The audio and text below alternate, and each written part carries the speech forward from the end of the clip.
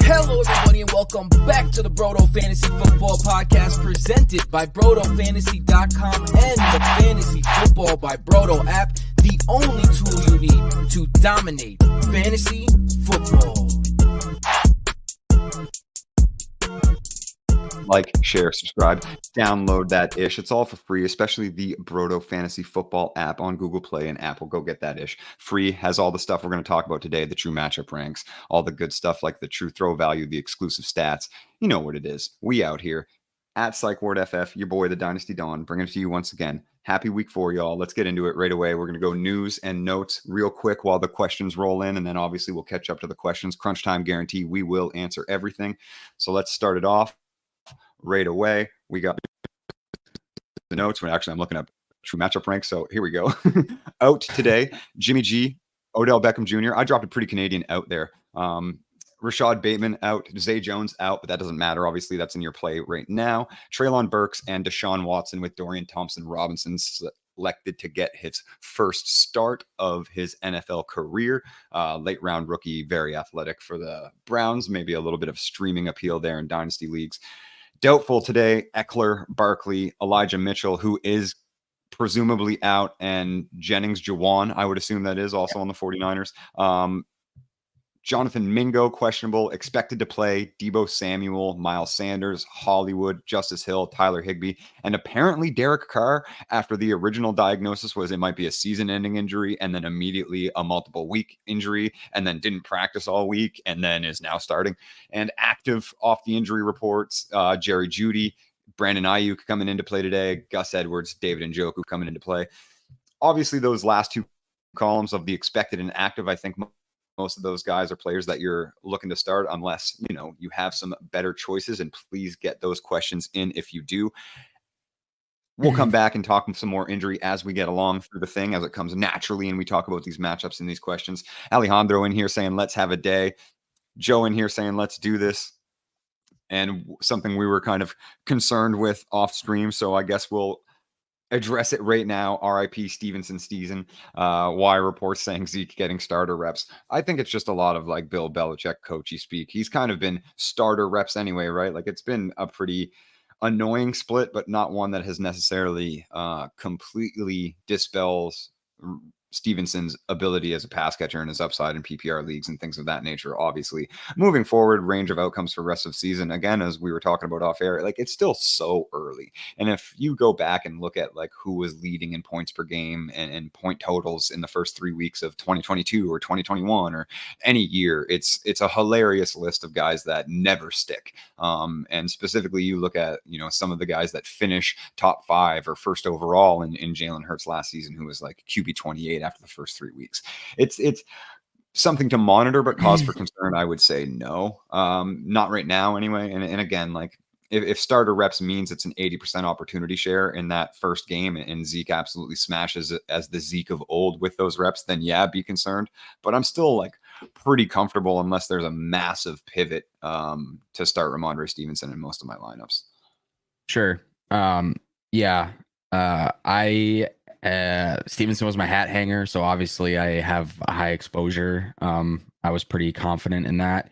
And you know what? He's playing Dallas, in Dallas. So it's like, give the vet some respect, let him play a bit more than usual.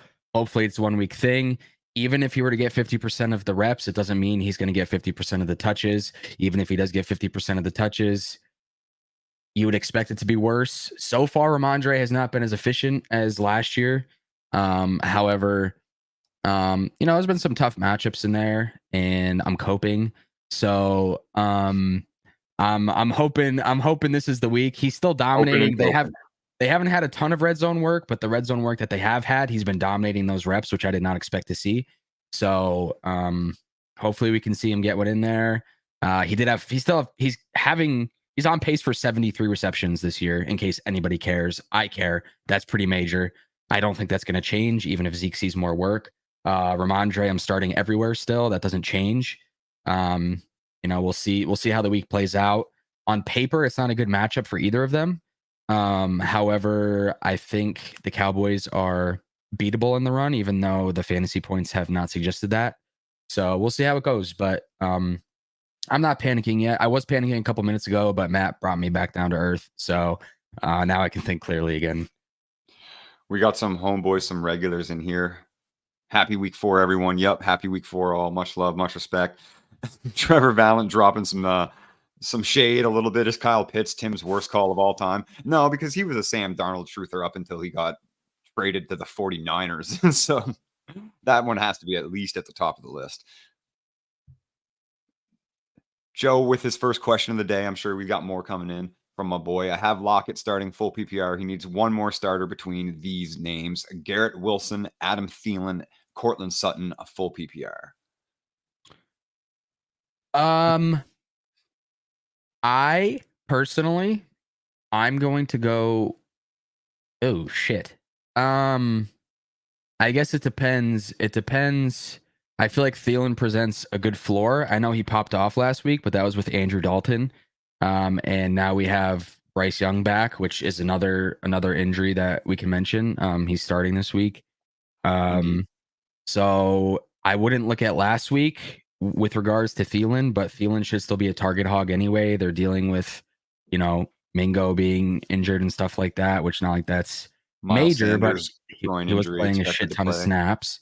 So I think I go Sutton just because the Bears are a joke right now. And I think that game is actually going to be very fun, deceivingly fun.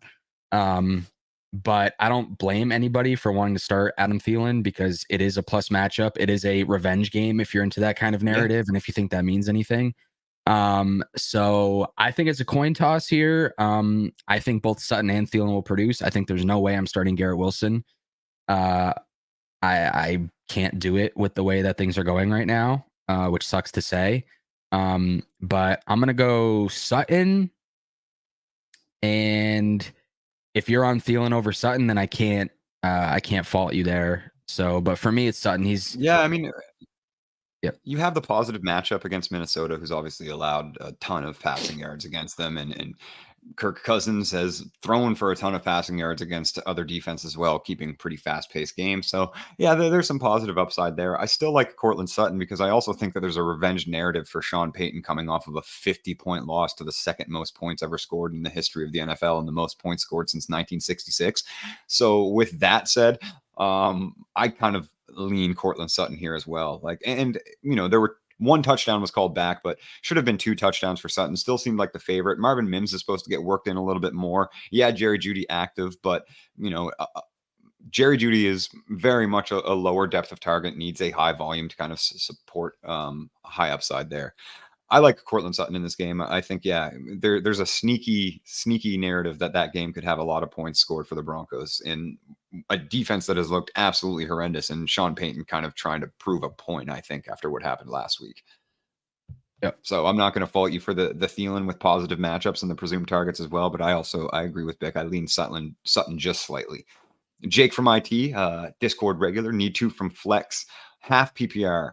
It is now Devon Achane,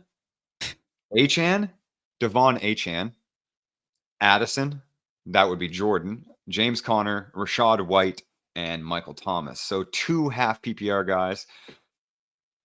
I think you got to play James Conner.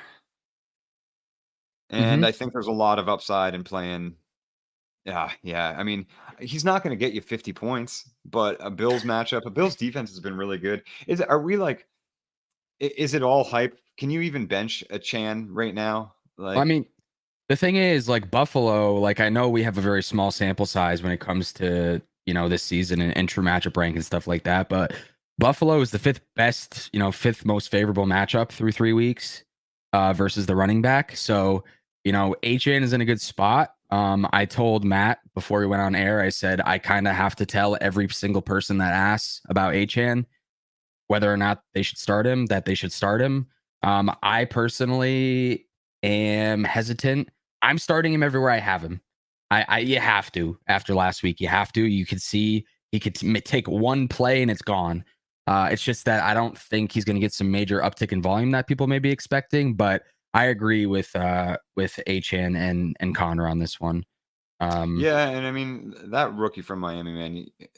You said it, and it is a common idiom in like a common what is the right word that I'm looking for when you use it over and over again? Cliche. There you are. Yeah. It's a common cliche to talk about, but like you're literally talking like one snap can get you 14 points. Like he's one of maybe 3 players in the league that's actually true for. You look, I looked at every touch, every target for him last week, and the dude, he's got a little bit of happy feet. I don't love happy feet. I like people that know what they want instead of just sitting in a hole and wiggling back and forth. But those happy feet also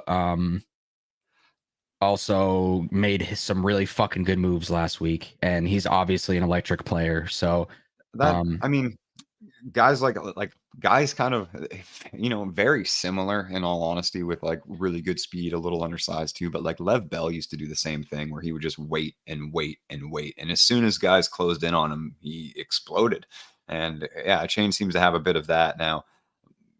I agree with you from a film perspective, not to go too deep into on it. There's definitely a lot of things that he needs to work on, but inside of that scheme, with Mike McDaniel and them constantly pushing the ball into scoring position, it's really hard to bench him now and moving forward, even if he doesn't have the game that everybody wants. Like he's still, as long as things trend up for that guy, as far as snaps and opportunities are concerned, it's hard. So I think we're going Connor and Achane there.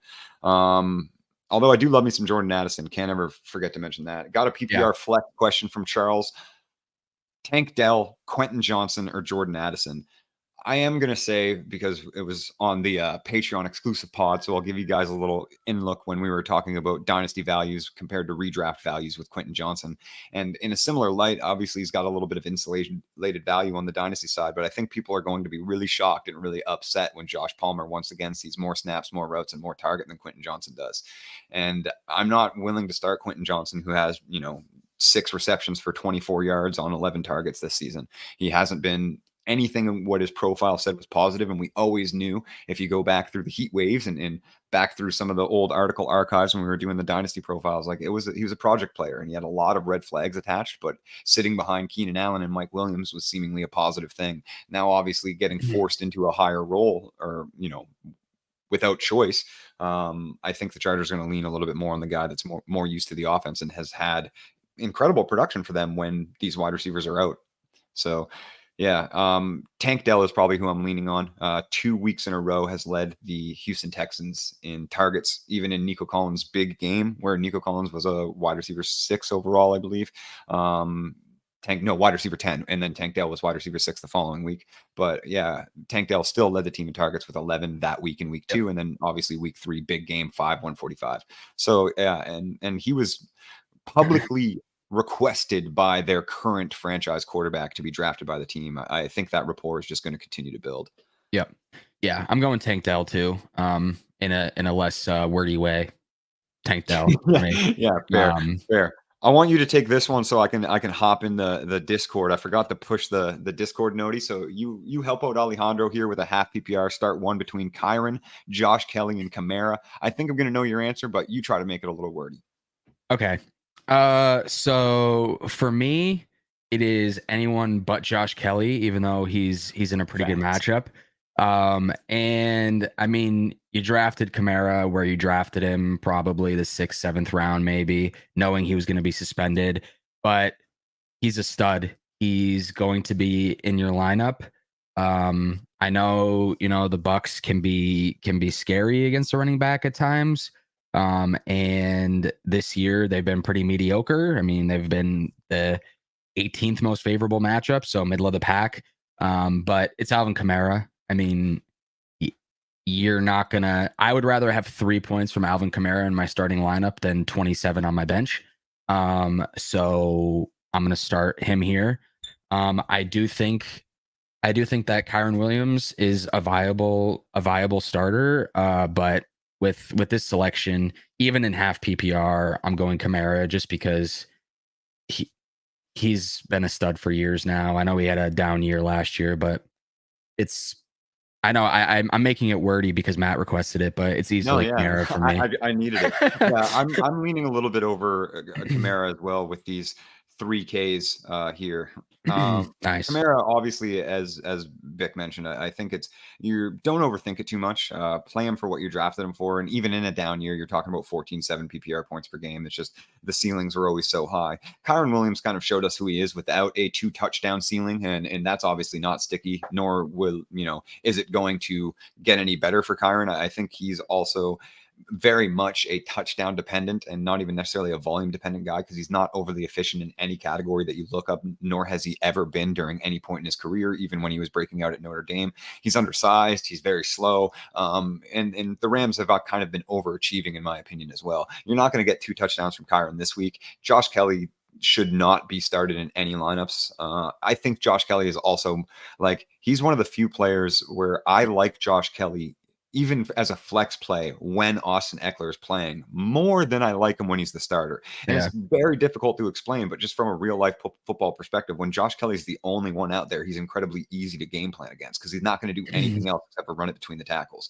But when you have to switch it up and it's 3rd and 4 and it's or 3rd and 3 and there's passing downs, and then Josh Kelly can be a little bit more effective when they need those short yardage gains, and things can break off like we saw in week 1. And he's had a little bit of propensity for that before. But again, he's never going to be a starting caliber player, and isn't even somebody that should necessarily be on rosters at this point, even though Austin Eckler remains injured. So for me, it's definitely Kamara, and we both took that a little winded, but at least I let Tim's in here, so we got to make sure that Tim sees the shout out that his Pitts was the worst call ever, and I said Darnold might have been. But first, we're gonna hop into Charles' next question. Would you flex Dotson or Palmer? Not super excited about either PPR. Palmer. Yeah, I think so. I'm very much a Jahan Dotson truther, and I'm not overly excited about it either. I'm not a Sam Howell truther by any means, and it's Terry's show, and apparently even Cole Turner's show last week. And like those targets are very, very low value, very low depth, and they're basically like first read always or check down. It's first read or check down with Sam Howell. And the thing is, like, I don't know, Philly might get 7 sacks in this game. Like, I don't think there's going to be any time for Sam Howell to get it downfield. And I know that Philly is apparently beatable against wideouts, like in terms of fantasy production. But they're the 8th most favorable matchup for wideouts right now. But Palmer is going to get fed targets. In a plus matchup as well. So for me, I'm a Palmer fan, so maybe I'm biased, but I think it's pretty easily Palmer in this situation. He has a floor, and regardless of how many people on Twitter want to say he has no ceiling, I don't think that's true. So I think that Palmer's a really good play now and forever, honestly. But we'll see how that situation plays out. Yeah, for sure. And Tim with the classic spelling mistake. How are you adjusting Amari Cooper this week? Then defends himself until Heineke to Pitts wins you your leagues. That actually might be true. We were kind of talking about that backstage, and fixes himself with Amari Cooper. How are we adjusting Amari Cooper this week? Yeah, downgrading every member of the Browns offense. I mean, I'm not even interested in Jerome Ford overly. I think Dorian Thompson-Robinson is the only one that might even have any sort of streaming appeal, simply based on his athleticism alone. Like, he might have 120 passing yards, 2 fumbles, 1 touchdown, 1 interception, and 1 rushing touchdown with 73 rushing yards. Wouldn't that be an incredible stat line? That would be if awesome. I just predicted that.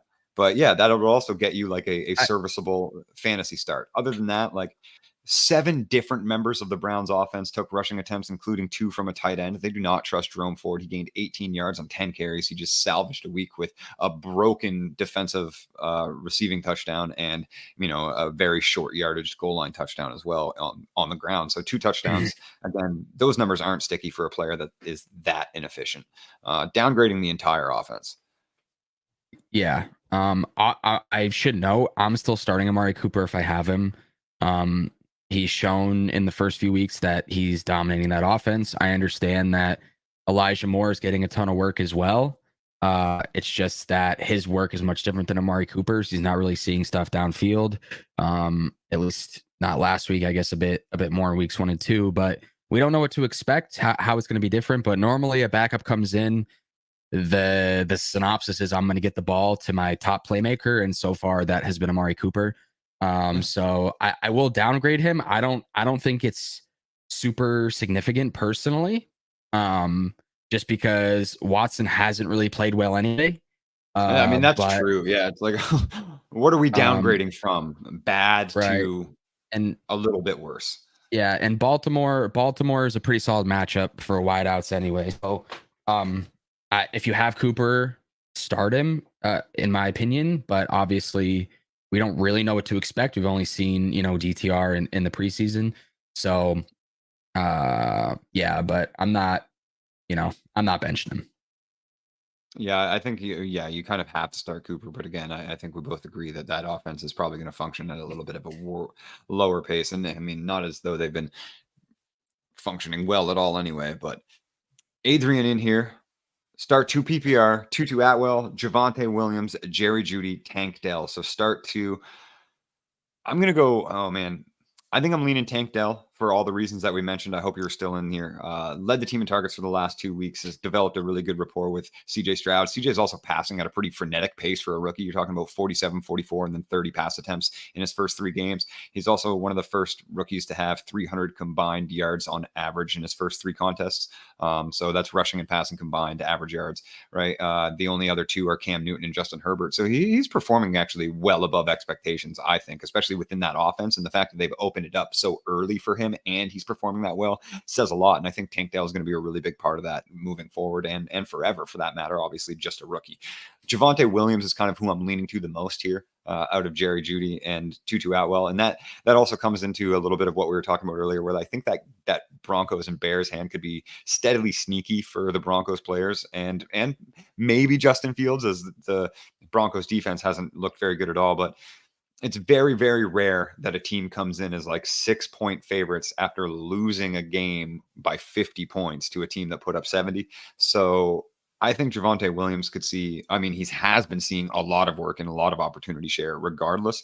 And I think could see increased garbage time. And it obviously has a good chance to outperform projections against a Bears defense that has been a sieve for fantasy production against everybody, basically.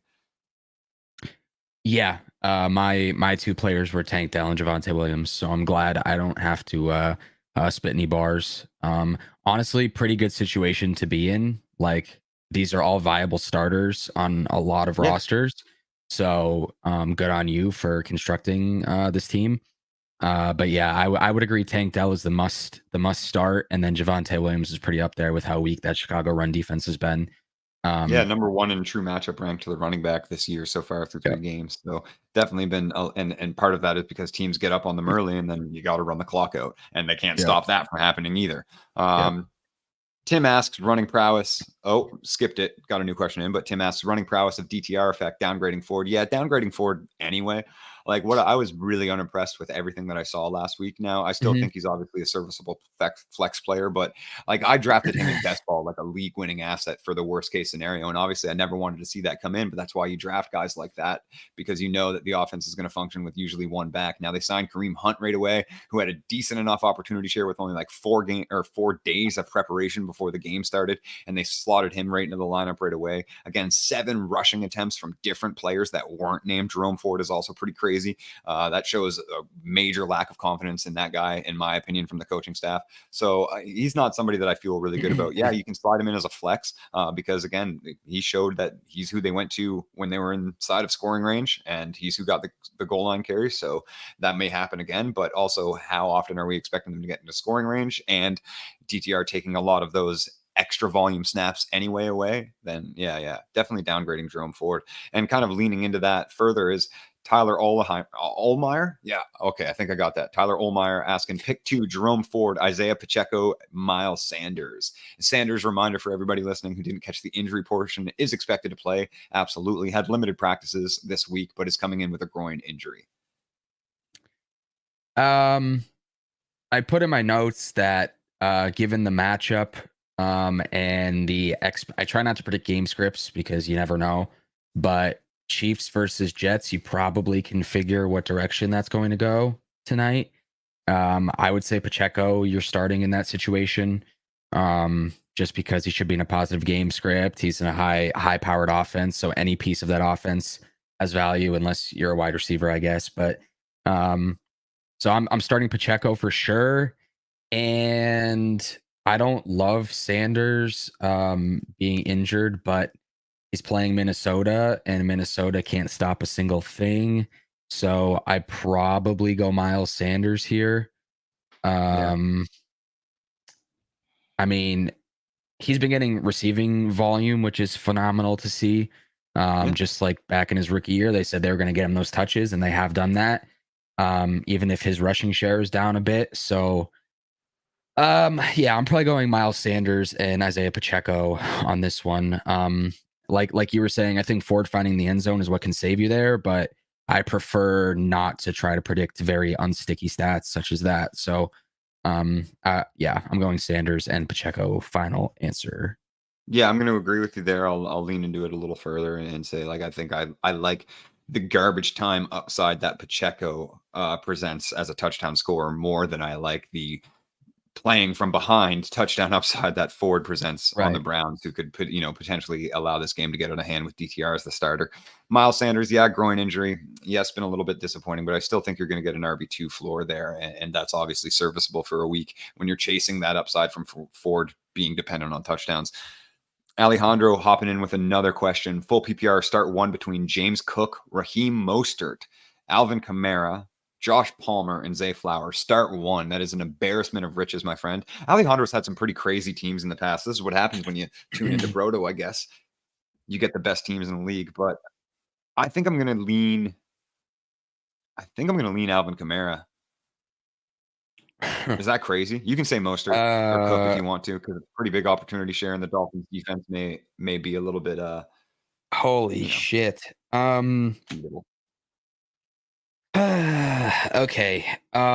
It's not Flowers, it's not Palmer, so we'll get that out of the way.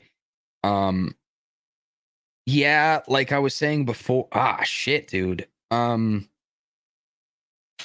While you think about it, I'll hop this up because it's not a question. Just saying, Bijan is worth the price. That's a price of admission. What a stud. I'm gonna go Kamara. Yeah, I mean, it's honestly Mostert or Kamara for me, just because Mostert's been such a stud for the first 3 games, and he was a stud in week 1 and week 2. The Dolphins' offense is high powered. The Bills' defense has been susceptible. Obviously, looked way better the past 2 weeks, but even last year, there's been some holes and some exposures in that defense. Mike McDaniel's running through the Dolphins. I'm not mad at a Mostert start. To me, it's between Mostert and Kamara, and I think not knowing, I guess, Kamara, and you got to kind of downgrade that offense with Derek Carr starting with an AC joint injury where he hasn't practiced or made any pass attempts this week. Had a limited practice Friday where the beat reporter said he didn't throw and just played 2-minute drill handoffs with the first team offense. So that's kind of interesting. I think Kamara may have a little bit of a lower floor than I'm giving him, because obviously we know what the ceiling is there. So I think the floor is probably in Raheem Mostert's favor, and then obviously Mostert's ceiling is as high as anybody's. Like, you can't deny that with how they've been utilizing him this year.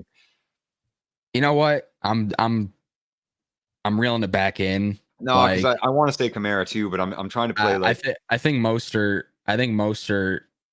is a safer play with just as high of a ceiling. It's just so hard. It's so hard to bench Kamara, especially when you've been sitting on him for so long. But how do you bench the RB1 overall? Like, how do you do that? It's tough. And even James Cook, dude. Even James Cook is producing very well. I'm not a James Cook fan, and he's proven me wrong thus far. Me too. But he's been playing well. The issue is that they get to the red zone and he's out of the game. They're putting in fucking Latavius Murray. They're putting in Damian Harris. They have Josh Allen. So it's even like Reggie Gilliam even has two carries inside of that 20. That's embarrassing. So it's like, if Cook could ever get those touches, then he's a locked and loaded RB1. But wild. So they literally will use their fullback before him. And anyway. So I said Kamara at first. I think it's Mostert. Between the two, I don't even know if he can really go wrong. You can't bench the RB1 overall right now. No, and you got to play the game theory there. Is what you want from Kamara, you can just in the same percentage bucket get from Raheem Mostert, and obviously it's a little bit of a safer floor there with how he's been performing, and we haven't seen Kamara back. It could take a game or two to really get into that. Big Will, my boy, always up in here saying, gentlemen, good morning. Charles, another one. I love that you keep them coming, brother. Got to start 2 running backs. PPR, Stevenson, Javonte Williams, and Rashad White. Stevenson, Javonte. Yeah. Even with the Zeke news, Rashad White is getting so much work and Doing he's nothing doing with it. nothing with it. Yeah, that's disappointing for me. So That's one of my misses. yeah, me too. I got him a Yep. bunch. Oh, man, So I am very much willing to take bonus on all of my hits and all of my misses. listen, I know you were on him too. I remember talking about him last year. We were going ape shit when he was outperforming Leonard Fournette and it was all fun and games. But yeah, he has no ceiling.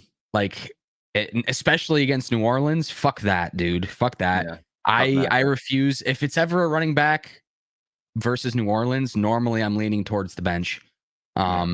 And I'm wearing a New Orleans shirt. I'm not a New Orleans fan, so I have no bias. I am, but yeah, so I do have Stevenson bias. So I'm gonna go Stevenson and Javonte pretty easily, honestly. I can't bench. Yeah. I think I agree because the volume that Rashad White is getting, Javonte rather, not both, but Javonte is also getting with obviously seemingly a more talented player and kind of a better, ceiling of an offense, in my opinion. I'm still not, and it's hard to say that. Like, obviously, the Buccaneers doing what they did for the first 3 weeks, and yes, fell apart a bit last week, and what the Broncos look like. But I'm just not out on that Broncos offense. They're still too good on paper, in my opinion. Right. And yeah, I'm gonna lean Ramondre, because I'm not buying into the Zeke getting starter. Like, what do starter reps even mean? You know what I mean? Like what? Right. Especially in the NFL with an already announced committee like that. Like, it's like if Roshan Johnson is the starter and Khalil Herbert gets 18 touches and he gets 12, like what does it matter? It's kind of the same idea, Yeah. Yep. So we'll hop into the next one from Mitchell. One name Mitchell, like Cher. Start 2, D-Hop, Javonte, Godwin, Chark. Start 2. I'd like to know if it's PPR but I'm probably gonna bench. I'm going to bench Godwin and Chark. I think it's not even that hard, even in a standard.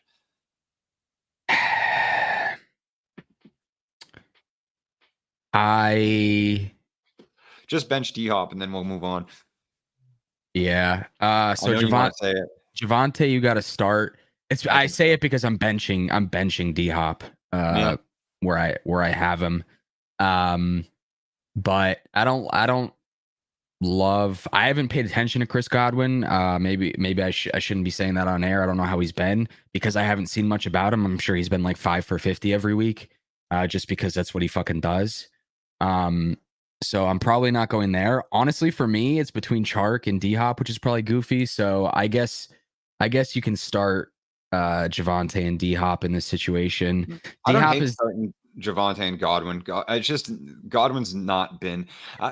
I was never really high on Chris Godwin coming into the season after if you pull the third most targets in the league and it's like a 33rd ranked target share and you're below wide receiver 40 in every efficiency stat, like what happens when you start only attempting 31 passes, 32 passes a game? And this is what happens. 3 consecutive weeks below wide receiver 24 is what happens. So right.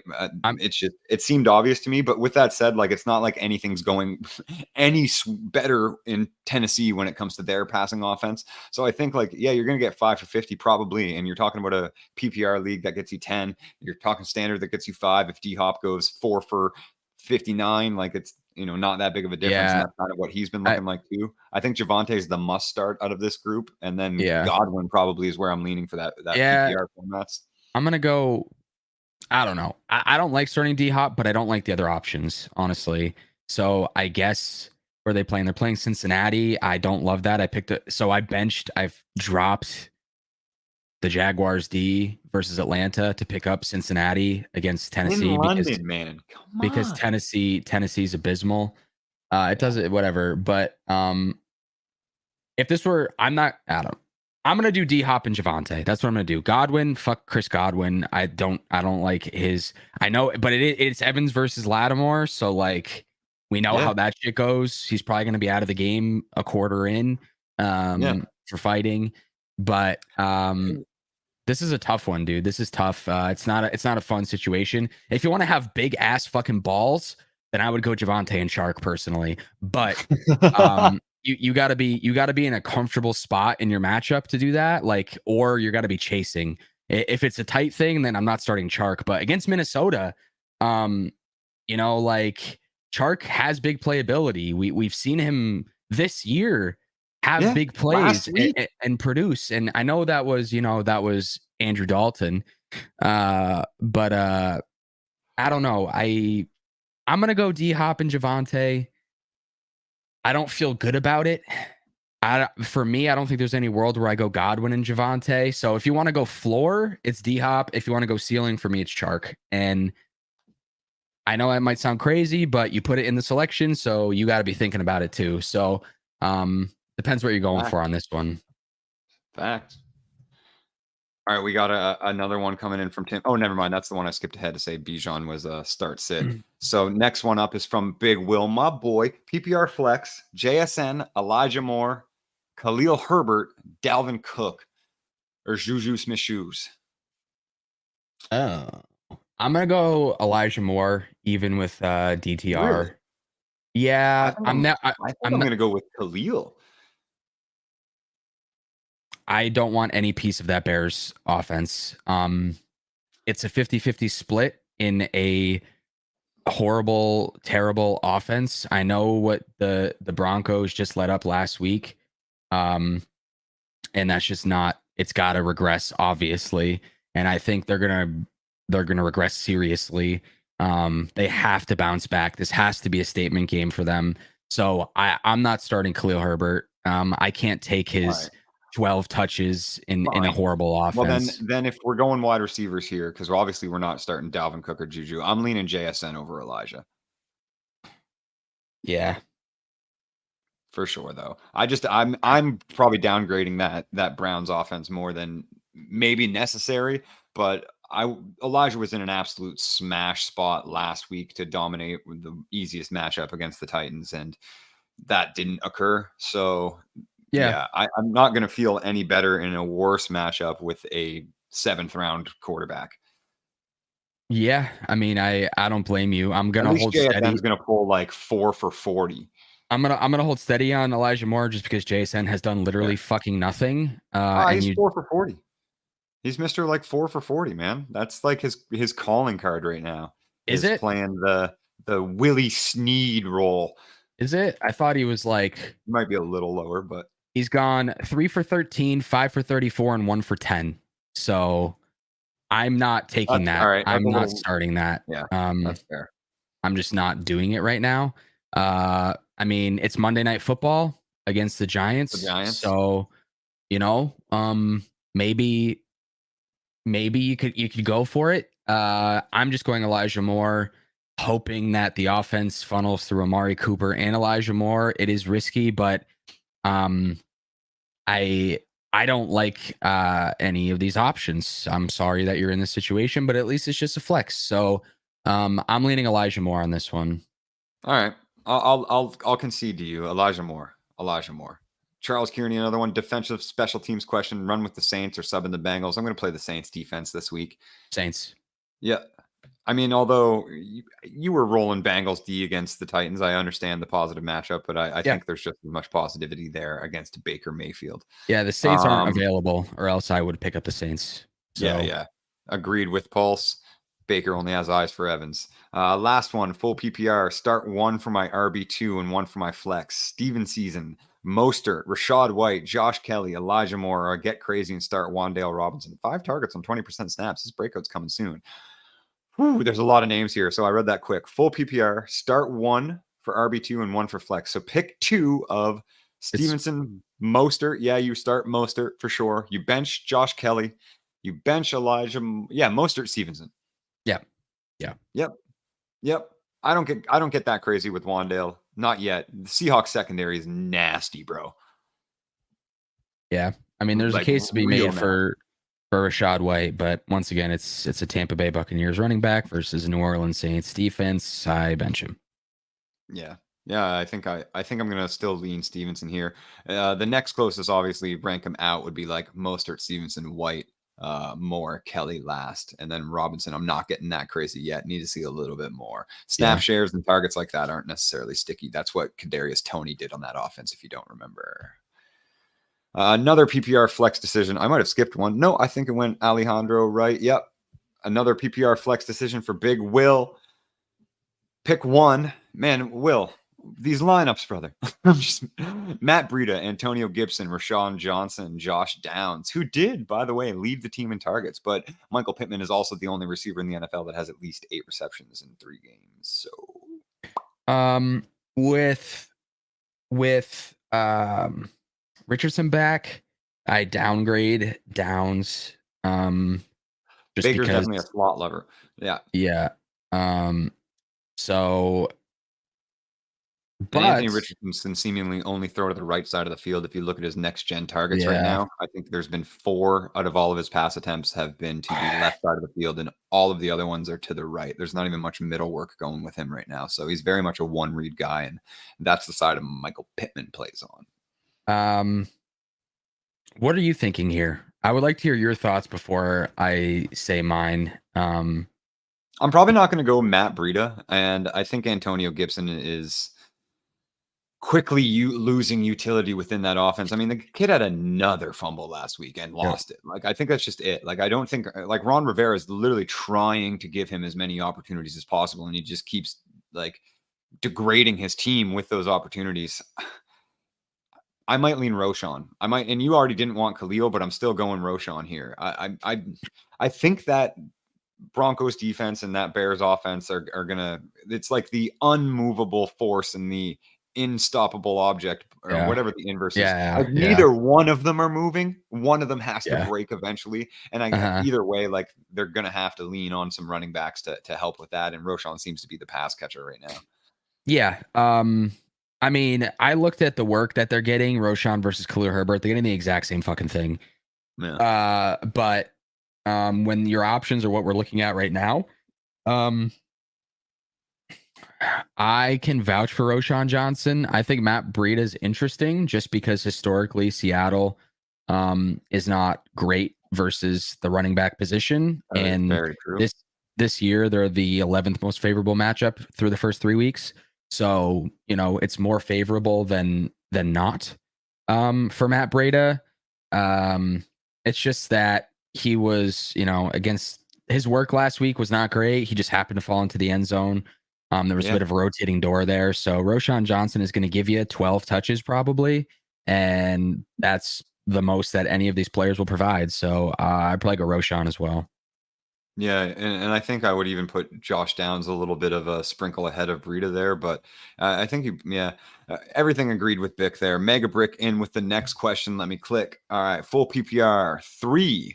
Pick 3. So it might even be easier to count. We got 5 players, bench 2. Waddle, Higgins, Tutu Atwell, Godwin, Dotson, Josh Palmer. Bench 3. Is it 6? It's 6. All right, it's 6. All right, pick 3 or bench 3, whatever you want. I was trying to slim it down. For me, it's pretty easy, but yeah. you started, well, I mean, I think so. I think it's pretty easy as well too. But it depends on our third pick. I think is what's going to separate us. I'm going Jalen Waddle and T Higgins. I'm not going to get cute. I'm going to start my studs there. I'm going to believe in some positive regression for Higgins, and I'm going to trust Waddle coming back from the concussion in the best offense in the NFL. I think the next pick is obviously a little more difficult, but again, we talked about the safety with you having 2 high upside players in Waddle and Higgins. I think Josh Palmer actually provides the best floor of the other options. Yep. I don't think it's that crazy to keep to not be as high on Tutu Atwell as suggested from some of the early season production. Now, obviously, last game as well, not the best for either of them, but did outproduce Puka there a little bit. I don't really see it sticking with Tutu.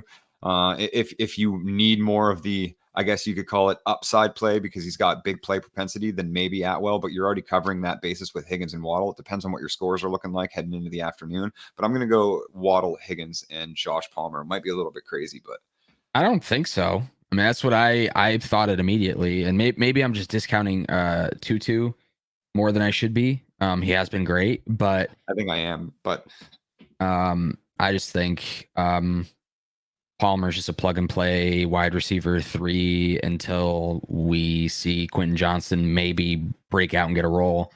But I'm playing Palmer everywhere that I have him this week. So yeah, and he has a follow up right here. Start Higbee or Komet in full PPR. Higbee.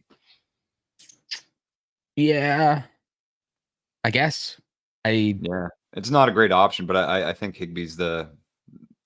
I mean, you're looking at very similar low floors, and Higbee actually has at least a better offense, a better quarterback, a better system. And Higbee just got a contract, so I guess start Might try Higbee. to save a couple jobs within the organization by showcasing them a little bit. Yeah. Honestly, narratives are important. It's not like you can invest in narrative-based analysis as much as you can in film and analytics, Right. but still they're important to talk about. Absolutely. And for anybody that says that they don't exist, look at what the Dolphins did with Mike Gesicki the week before trade deadline. Right. Look what the Bears did with Chase Claypool the week before they traded him to the Steelers, and tell me that those narratives don't matter. Yeah. It's a business. They 100% do that. Anyway, full PPR pick 2. DeAndre Swift, Garrett Wilson, Rachaad White, Tutu Atwell, also Fields or Anthony Richardson. You're talking about the exact same rushing floor with a guy that can actually seemingly pass right now. Anthony Richardson is the easy smash choice there. He already got to sit down one game from his concussion, right? It happened early on in the first half of week 2, sits week 3, fully cleared before practices even start on Monday. So yeah, you're starting Anthony Richardson for sure. And then Garrett Wilson, Rachaad White, Tutu Atwell. I don't think anybody can. You can't bench him. You can't. It's DeAndre Swift.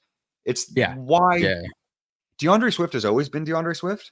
And Dan Campbell is seemingly just a fan favorite for personality because that guy is horrendous at designing plays for his weapons. Or maybe it's Ben Johnson's fault. I don't understand. But you just don't spend that draft capital. I don't care if you don't need to panic on Jahmyr Gibbs, but you don't spend that draft capital on a guy to give David Montgomery 8 touches and fucking.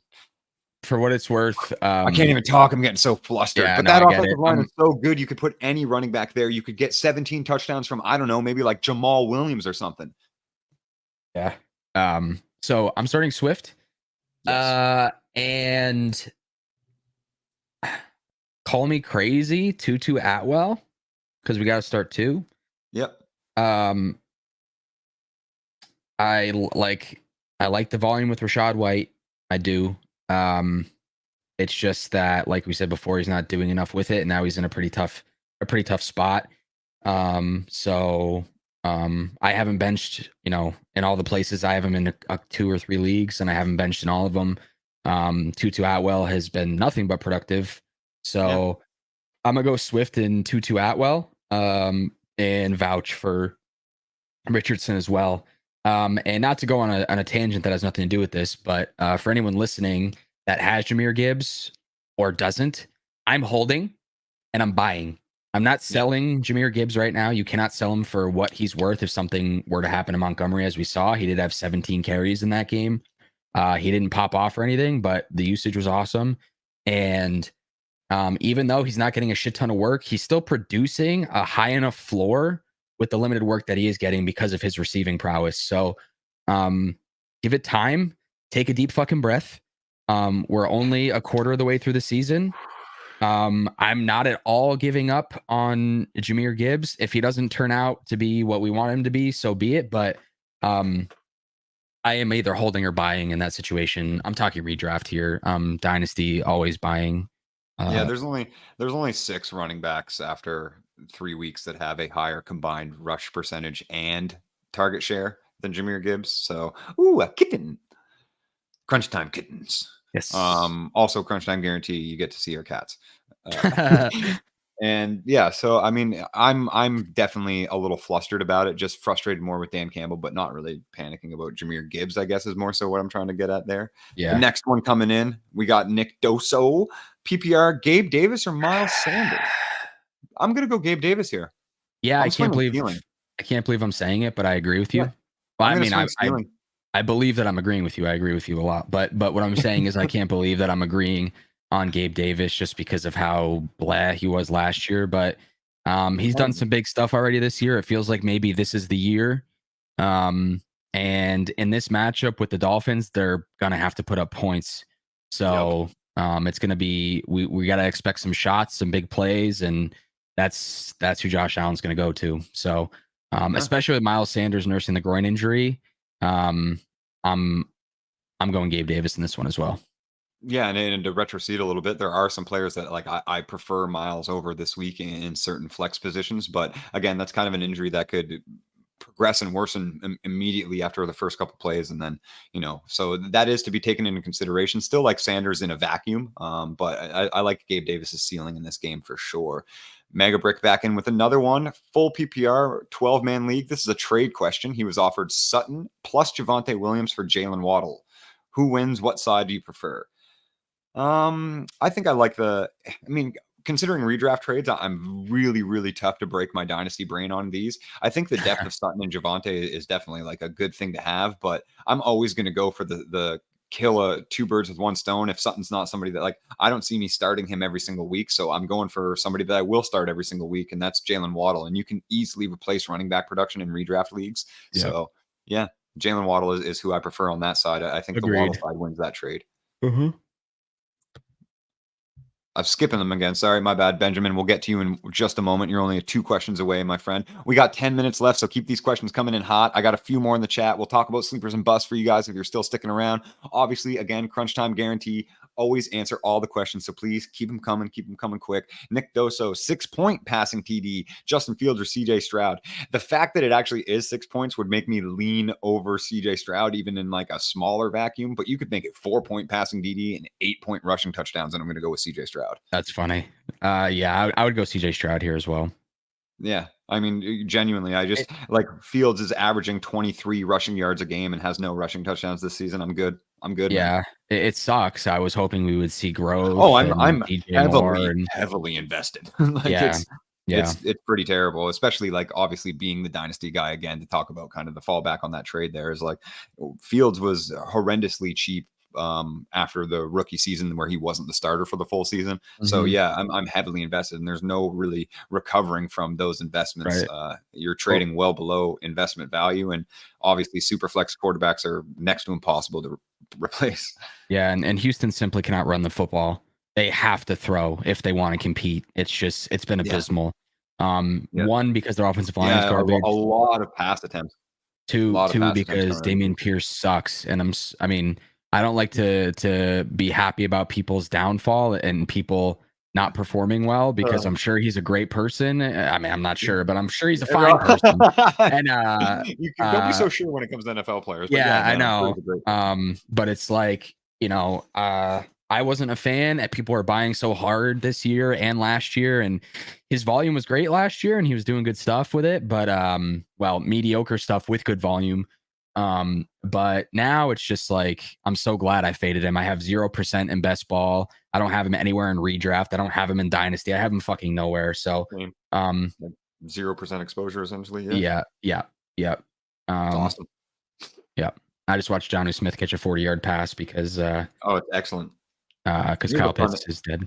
There's a really fun usage stat that you can check out on the free Fantasy Football by Brodo app and find out that Arthur Smith only has 2 wide receivers running more than 16% of the total snaps, while conversely having 3 tight ends run more than 40. And the tight ends are out targeting the wide receivers 32-30. I hate it. That's fun, eh? Like that's a modern offense that's going to win you games. Hopping into Joe's next question as I get more frustrated about usage across the NFL. Would you play Miles Sanders or Alvin Kamara full PPR? Kamara here in a pretty obvious spot as well. Now, I'm definitely going to downgrade that offense a little bit from how hot I was feeling about Kamara starts at the start of the episode, at the top of the hour, so to speak.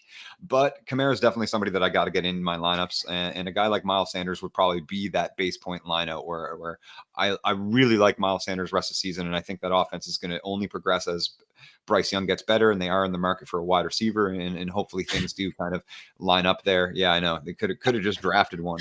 But with that said, I think Kamara's in a good spot, and what we've seen from that offense as far as the running backs are concerned, with the New Orleans Saints and Derek Carr being a bona fide handoff machine for at least one game, I think Alvin Kamara is going to see a monstrous workload, and he's going to have a fire lit under his ass. Again, it might take a couple weeks for that to really get to game speed, but I'm willing to risk it for the biscuit in this 1 week matchup. Yeah. I think he presents a lower floor probably.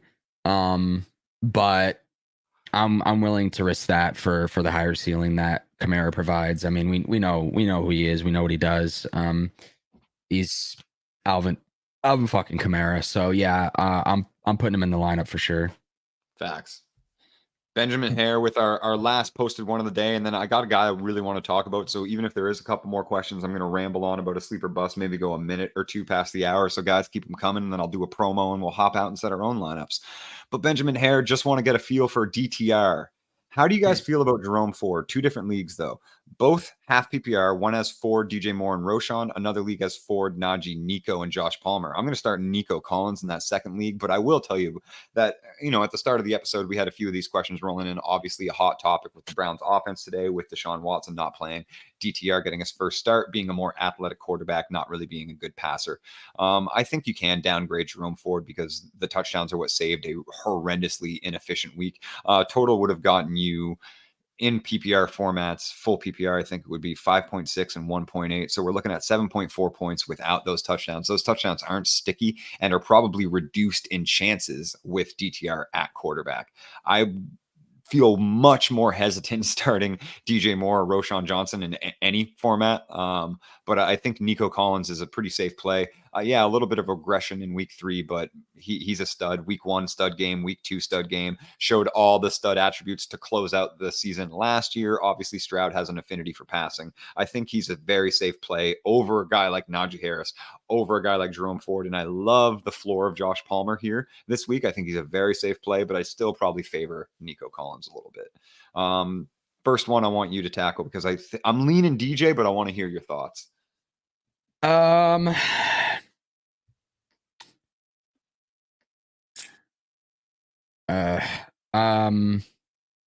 mean, I can't. I'm